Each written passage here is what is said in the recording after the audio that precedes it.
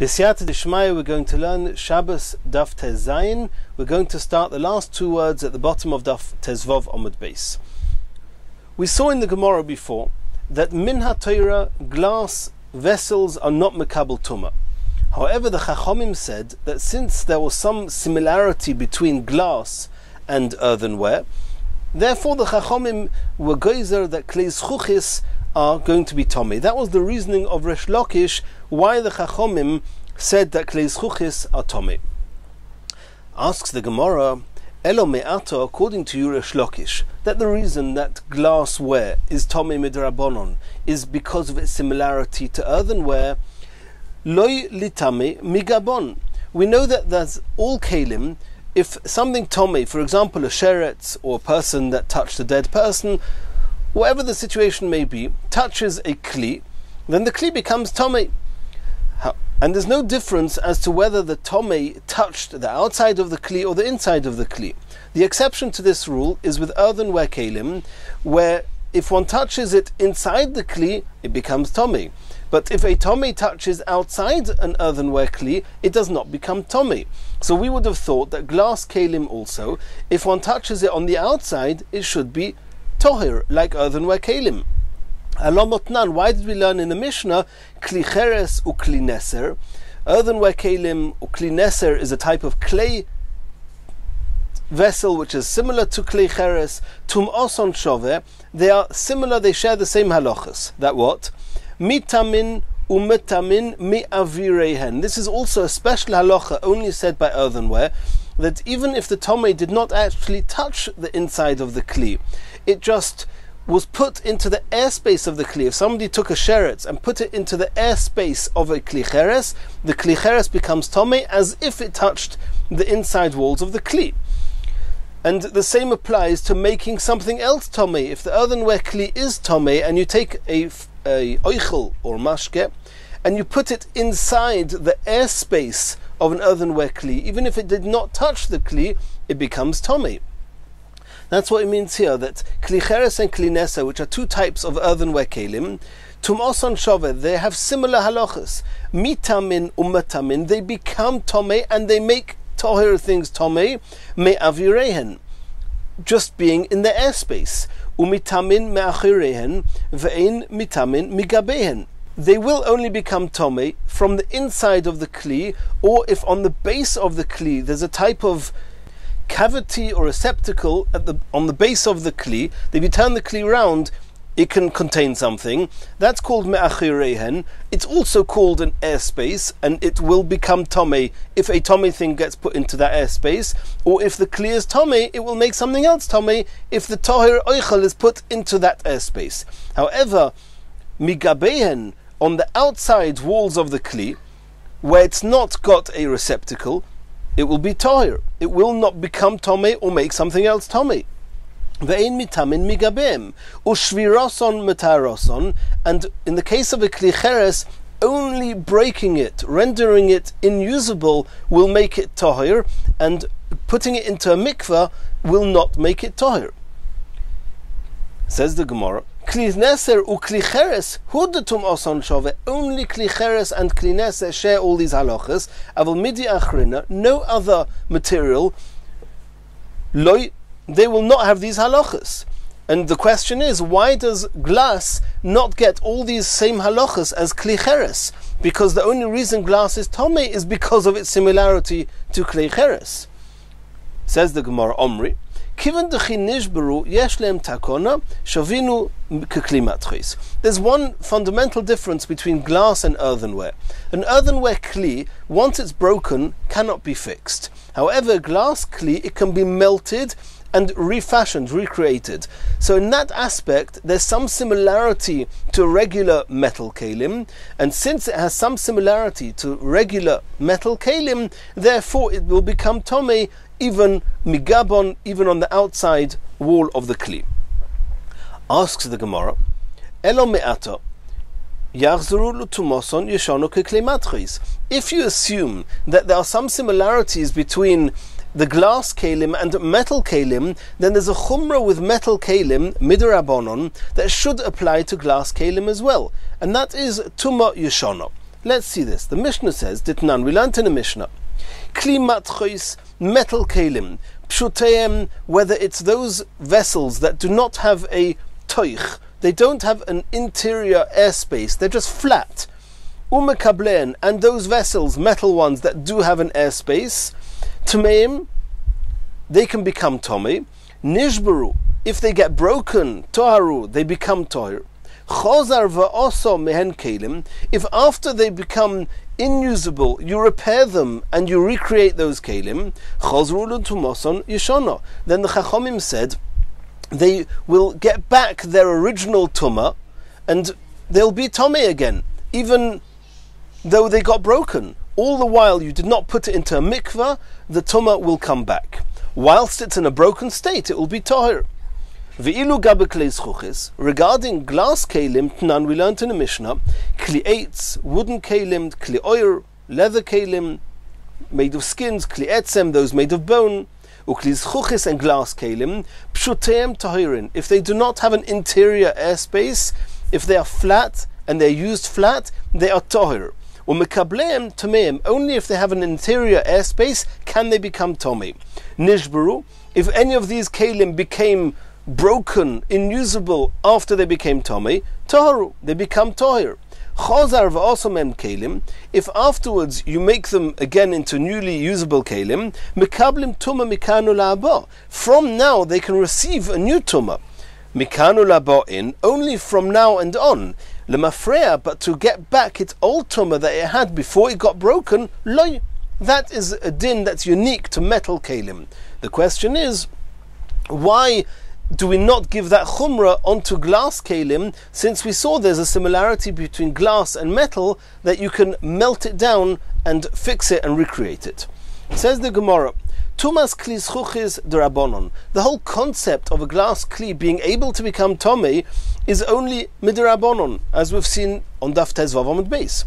V'tumei yeshana, the whole concept of a kli that got broken after it was tomei, and it became tahir while it was broken, that it gets back its tumah that it had before it got broken, d'Rabbanon is also only a rabbinical din.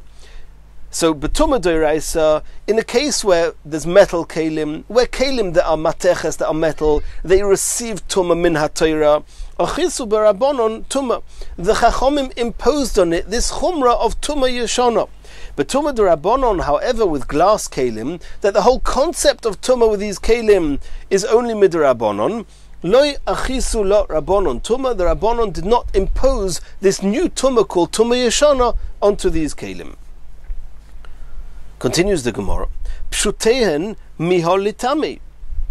At least the pshute klei zchuchis, those klei zchuchis that do not have an interior, they should at least share the same halachas as mateches, that they should become tomei.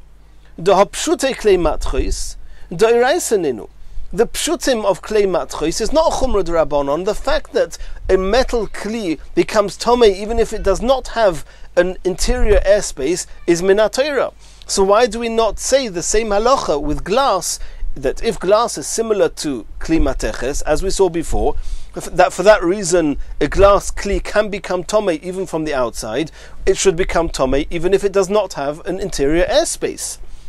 Says the Gemara, you're right. However, ovdubu rabbonon hakira, the Chachomim wanted to make a clear distinction between metal kelim and glass kelim, in order kihecha deloy lisreif alayu truma v'kochim.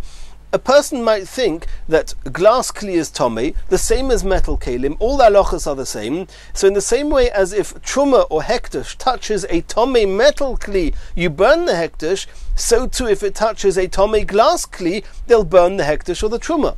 And that's not true, because with glass kelim it's only tomei midrabanon, and you're not allowed to burn truma and kochim that became tomei midrabanon. You just have to not eat it. You're not allowed to burn it. In order to make this distinction clear, the Chachomim left one halacha difference between the two, and that's pshuteim. So everybody knows pshute klei matchois are tomei, pshute klei zchuchis are tahir. So we should always remember that the whole concept of tumah with the glass kli is only midrabanon, and in the event that truma or hektish touches it, don't burn it. Continues the Gemara, Rav Ashi Omar, La'oilom likli cheres domu. The truth is, we always compare glass kalim only to earthenware kalim and not to metal kalim. You're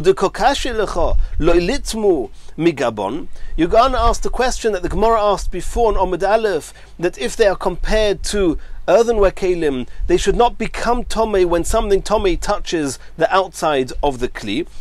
In the same way as kli cheres do not become tomei migabon, so too glass kalim should not become tomei migabon. We asked a kasha that we saw explicitly in a Mishnah that it does become tomei migabon. Says the Gemara, yeah, I'll tell you why. Hoil v'nire toichoi kabaroi. Since a typical glass vessel is transparent, when you look at the outside of the kli, you see right into the inside. Therefore, the outer side of the kli has the same halachic status as the inside of the kli, in the same way as a kli will become tomei if it's touched on the inside, so too regarding glass kalim, if it's touched from the outside, it's as if it got touched from the inside and is tomei. Continues the Gemara. We saw before on Daf Yudalad Amud Beis in the Brisa, Shimon ben Shetach Tikein ksuba leisha. We explained that on Daf Yudalad Amud Beis. V'gozar tuma al kli matchis. And he decreed, he made a gzeira that metal kalim should be able to become tomei.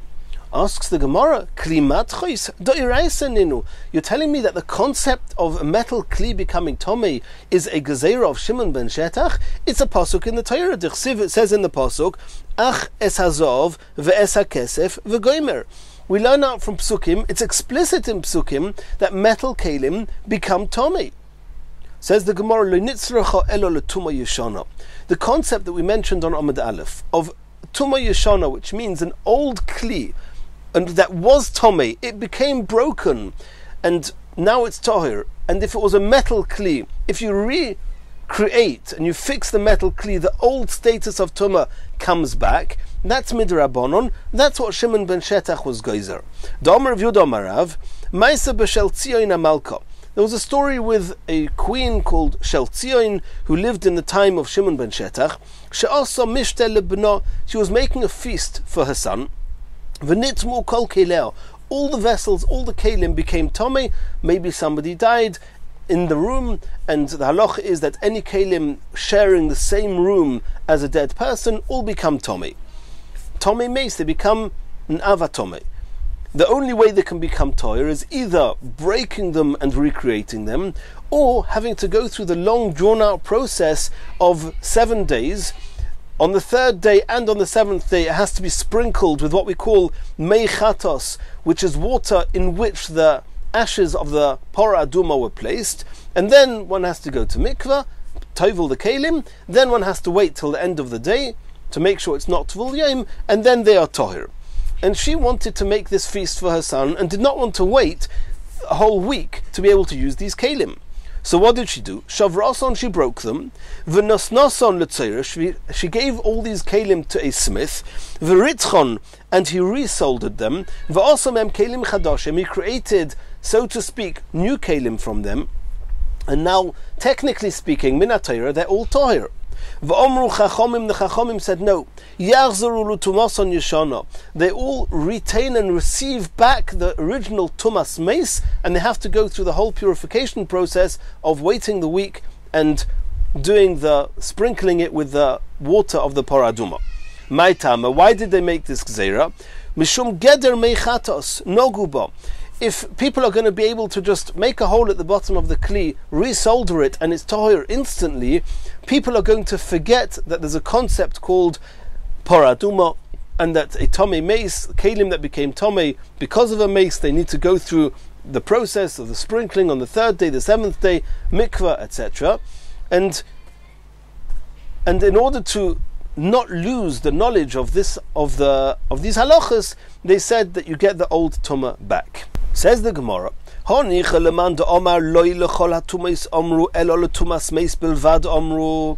Shapir, according to the opinion that says that the concept of Tumah Yeshana, which Shimon ben Shetach was geyser, is only applies to Tumas Meis, we can understand, because only with Tumas Meis we have a concept of Paraduma and the Meichatos.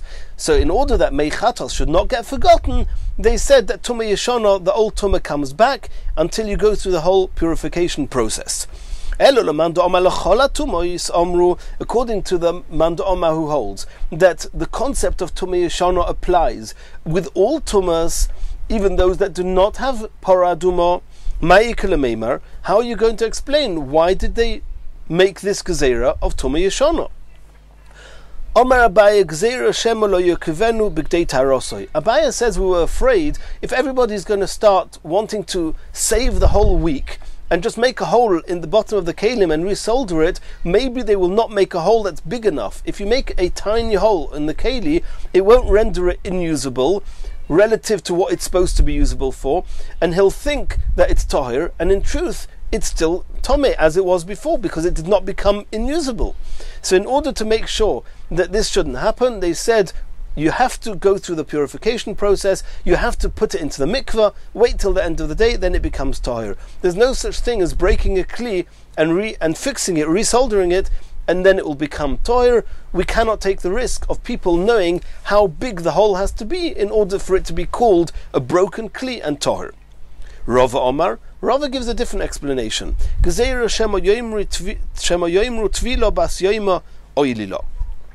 Rava says, in the case of regular tumah, you put it in the mikveh, you have to wait till the end of the day, only then it becomes tahir.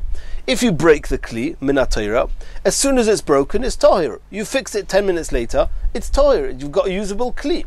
So somebody's going to see that this kli was tomei 10 minutes ago, and now you're using it for tairus. People are going to think that if you put it into the mikveh, you can use it straight away afterwards. They might not realize that in the meantime it got broken and fixed.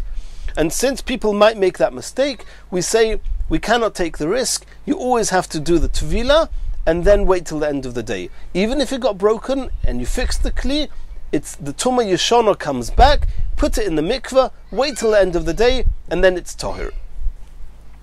My benayu, what's the halachic difference between Abaya's explanation and Rava's explanation? Says the Gemara, Ika benayu deritzfinu meratzef. If you didn't just make a hole in it, if you totally flattened the kli, and you made it's finished as a kli, and now it's more or less a brand new kli, that's going to be a difference between Abaya and Rava. And Rashi has two explanations. One explanation is that according to Abaya, who says the problem is you might not make the hole big enough, over here you totally flatten the kli, no one's going to think that you didn't do enough, and it's still an old kli and it didn't get broken. This is a broken kli, there's no risk. However, according to Rava, the problem still applies. They can see that a kli that was tomei a few minutes ago, and now you're using it. So what that you flattened it? Tachlis, you gave it to a smith, he straightened it out again, he made it into a kli, and the gzera still applies. The other pshat in Rashi is the opposite way around. According to Abaya, it could be that you won't flatten it enough to make it into a shever kli, into a broken kli. However, since it got flattened to this extent, and the smith had to totally recreate it and rebuild up the kli, nobody will make a mistake thinking that this is the same kli as you saw a few minutes ago, and therefore maybe you just put it in the mikveh and now it's tahir. Everyone will see that a smith recreated this kli, and they will not learn from here that in the event that it did not get broken and you put it in the mikveh, that you can use it still on the same day. Continues the Gemara. Now, for those that remember, we were in the middle, we started on Daf Yudaled Amud Beis, we started with on Yud Gimel Amud Beis, we started with 18 Dvorim, the Yudches Dvorim, that were Gozru Boi Bayom. We saw that in the Mishnah. The Gemara says, what are the 18? The Gemara brought a Mishnah that started off with the Trumos, those things that Midrabanon render Truma as posel, as being a Shlishi, if it's touched, and we saw the Mishnah there. It's a Mishnah in Zovim. Okay, so according to Rashi, as we've seen previously, Rashi says that 2 of the 18 things are in a Mishnah previously learnt in the Perek, which is how to delouse one's clothes and read with the light of a lamp. Another bunch, 8 or 9 of them were in that Mishnah. We're still short of a whole load to get to 18. So now the Gemara is coming back to the list of 18 and wants to know what are the rest of the things that they made the Gezerah in the attic of Hananya ben Chizkiah ben Gorin. Says the Gemara, V'idoch maihi, tell me another one of the 18 Dvorim. Says the Gemara, Ditnan, we learned in the Mishnah, Hameniach kelim tachas hatzinor. If a person had a pipe, a gutter, into which rainwater fell, from the gutter the water would get collected there and would flow down. How you have a gutter that's not itself considered a kli is something Rashi discusses, but either way we're assuming it's a gutter that's not got the status of a vessel, and therefore the rainwater flows through it and finds its way to the mikveh is kosher. However, if you put kelim, vessels, to collect the water coming off this pipe, and from those vessels the water then pours into the mikveh, it's called mayim she'uvim, and the mikveh will be pasul. Hameniach kelim tachas hatzinor lekabil bahen mei geshomim. If somebody puts vessels to collect the water coming through this gutter, to collect the rain, echod kelim gedolim, irrespective of whether it's big kelim, ve'echod kelim ktanim, or seemingly inferior kelim, vafilu klei avonim, or klei adom, or klei glolim, even types of kelim made of earth and stool of the animals and stone, where the kelim themselves cannot become tomei, but in the halachas of the water being called mayim she'uvim, being collected waters in a vessel, it passes the water. Poislin es hamikvah. Echod hamaniach, irrespective of whether you put this vessel under the gutter, ve'echod hashechech, or if you forgot the vessel under the gutter, it passes the mikvah. Divrei Beishamai. Beishamai say that irrespective of whether you put it there or if you forgot it there, it's called she'uvim, it's called sha'uv, it's called collected in the vessel, and therefore it renders the water as being inusable for a mikveh. Beis Hillel matayrim b'shechech. Beis Hillel say, if you put the kli there, and that means you wanted the water to collect in there, then the water has a status of mayim she'uvim. But if you just forgot the kli there, and you didn't want the water to be collected there, it does not have the status of mayim she'uvim. Omer Reb Meir said, Nimnu v'robu Beis Shammai ol Beis Hillel. They counted and they saw that there were more people who hold like Beis Shammai than Beis Hillel, and therefore the halacha is like Beis Shammai, and this is one of the 18 dvarim which was counted and decided upon in the attic of Hananiah ben Chizkiah ben Gorin. And we're carrying on the Mishnah.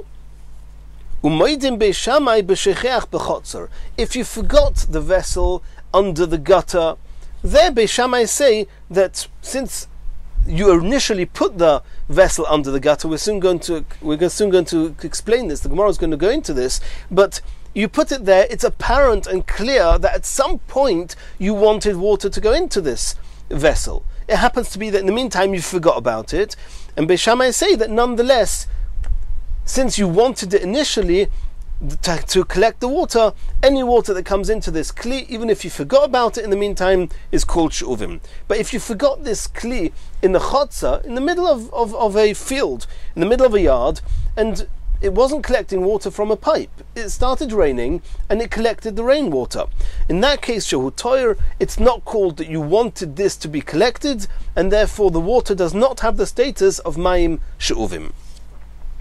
Omer Rabbi Yossi. Rabbi Yossi argues with what Reb Meir said. Reb Meir said that Nimnu v'Rabu, and this is one of the Yudches Dvarim, that everybody agreed that the halacha is like Beis Shammai. Rabbi Yossi says no, Adayin Machlokas b'mkoimo imedes. This is not one of those arguments where everybody agreed that more people held like Beis Shammai and therefore the halacha was like them, and we're back to an original status quo of a Machlokas Beis Shammai and Beis Hillel, and the halacha is like Beis Hillel, not like Beis Shammai. Omer of Masharshia. Masharshia is now teaching us the Beirav in the yeshiva of Rav Omri. They said as follows: the Brisa, Hakol Moedim. Everybody agrees, both Beis Shammai and Beis Hillel. We just saw that they argue when you leave, when you're shoicheach, when you forget a vessel under a gutter, whether the water collected in it is called mayim she'uvim or not. They both agree keshehinichom b'shas kishur ovim. If you put this vessel under the gutter when the clouds were gathered and it was about to rain, and then you put the kli there, and then for whatever reason you just forgot about it, you went about your regular business and you forgot about these kelim, of course tameim, it's called that you considered and you wanted the water there. The fact that you absent-mindedly forgot about them, there's no one in the world that will say that that's a reason that the water should not be called she'uvim. B'shas pizur ovim, if you put the keli, the vessel, under the gutter, when the clouds were scattered, there was no rain in sight, divrei hakol tayrim, everyone agrees that you did not intend the water to be collected in these kelim, and therefore the water is not called she'uvim. They're only arguing in a case that you put it there when the clouds were gathered and you thought it was going to rain. It didn't rain, the clouds dispersed and they got scattered. And a while later the clouds regathered and it started raining. In that case, the question is, if the fact that in the meantime the clouds had scattered, does that mean that the intentions you had initially, we just ignore them and then it's as if you just forgot them there, the kalim, without the intentions of it collecting from the rain, and it will be tahir? Or no, since when you put them there you intended it to collect the rain, the fact that in the meantime the clouds scattered doesn't matter and it's still called she'uvim. And that's the machlokes Beis Shammai and Beis Hillel. Mar sovar botlo machshavtoi. Beis Hillel say that the fact that the clouds dispersed, his initial intentions to collect the water is redundant, and therefore it's tahir. The water is not called she'uvim. Or marasova lo botlo. And Beis Shammai say that it's not considered that his initial plan is over, and since when you first put them there you wanted to collect the rain, it's called that you intended it to be she'uvim, and the water is possible for the mikveh. Now the Gemara says, the Gemara is looking for places and halachas that the Beis Shammai and Beis Hillel argued, and they came to an agreement that halachas like Beis Shammai. So the Gemara says, yeah, it's this case of when you forget the kelim under the gutter. But that's all true according to Reb Meir, who says that indeed this is one of the halachas that it was agreed upon that most people paskin like Beis Shammai, and the halachas like Beis Shammai. However, according to Rabbi Yossi, who says this is a regular machlokes Beis Shammai and Beis Hillel, it was never agreed upon that the halacha is like Beis Shammai. So then this is not one of the Yud Ches Dvarim. So we need another one. Says the Gemara, Rabbi Yossi da'oma machlokes adayin b'mkoimo imedes botzri luhu. I'm missing one of the Yud Ches Davar. Omer of Nachman bar Yitzchak, af benois kutim nidois me'arisoson boi bayoim gozru. We know that the halacha is that a woman, even just 1 day old, a little baby girl, if she sees dam nidois, she becomes tomei straight away. It's learnt out from a pasuk. The kutim did not believe or did not hold of this drasha, and they held if a little girl becomes a nida, she's not tomei. The question is, every little 1 day old girl of a kuti, can we assume that since they're not keeping the halachas of nida, that she's tahir? Or do we say no? Maybe she's tomei, and maybe she saw dam, and the only reason that she's acting as if she's tahir is because they don't believe in these halachas, and we have to assume that she's tomei, like with every nida. And that was a discussion between Beis Shammai and Beis Hillel, and nimnu v'gomru, that the halacha is that benois kutim, the little girls of the kutim, they have the halachas nidois me'arisosan, from the cradle, from 1 day old.